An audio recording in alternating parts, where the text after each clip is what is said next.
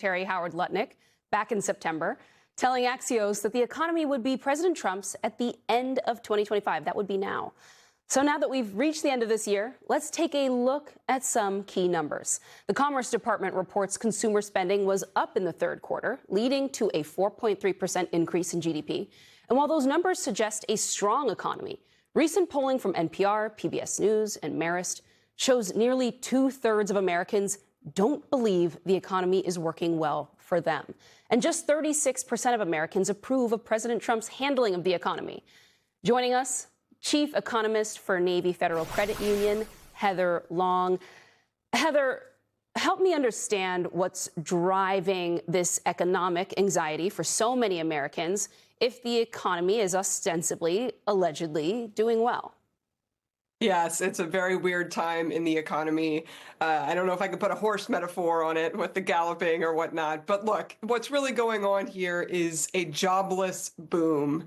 So yes, the overall economy is growing really well, largely due to the AI boom that's going on and due to really wealthy consumers in this K-shaped economy where wealthy Americans continue to spend and spend and spend, and a lot of middle income and lower income Americans are pulling back or treading water right now. And so at the same time, this economy has created almost no jobs since April.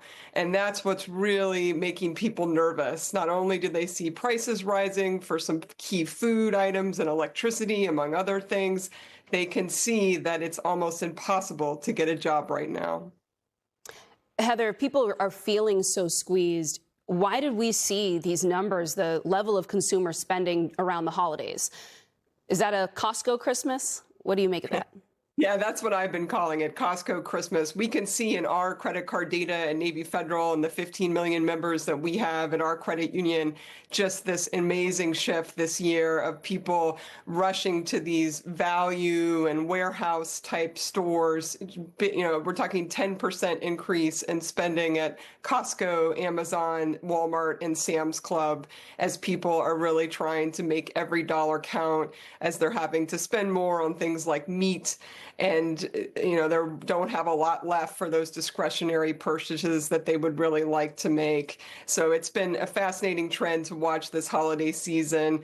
You know, people are having to spend more money on the basics in the middle class, and you can really see them pulling back on things like travel, eating out, or not spending as much on restaurants, frankly.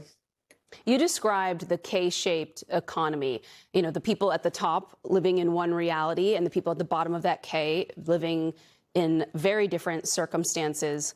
What happens to a society, the sort of social fabric of a country, when the very top earners are living in a completely different reality than the rest of their neighbors, the majority of the country?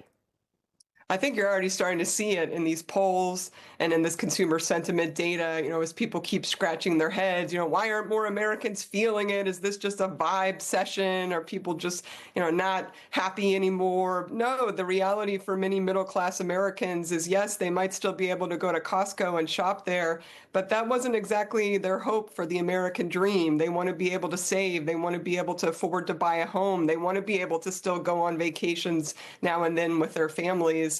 And they just feel like that's slipping away. And, you know, to be fair, this was under the Biden administration, too, but it's just not getting any better under the Trump administration. And then a very quick yes, no before I have to go to break.